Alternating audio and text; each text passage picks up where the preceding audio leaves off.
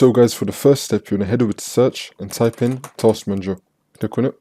And now once you're on this, let's say they have really high memory usage, which is your RAM usage. Then you're going to click on memory. And now it's going to show you the applications that are using up the most memory. So currently 35% of my RAM has been used up. And now the applications that are taking up the most of that memory are going to be appearing first. So for example, Microsoft Edge is taking up the most for me.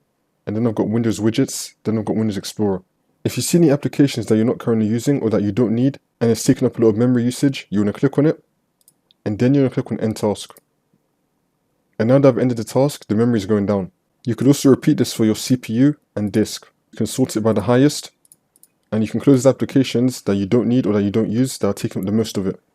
And now once you're done with all of that, you want to click on Startup Apps, and now it's going to show you the applications that start up when your computer turns on. So for example, as soon as I turn on my computer, Microsoft OneDrive is going to start up because the status is on enabled, and you can see that the startup impact is high, so this could potentially make my computer a little bit slower. Now I don't want Microsoft OneDrive to start up when my computer turns on because I don't use it, so I'm going to click on it and then I'm going to click on disable, and now the status will change to disabled, and from now on when my computer turns on, it's going to be starting up a bit faster and Microsoft OneDrive will not be starting up.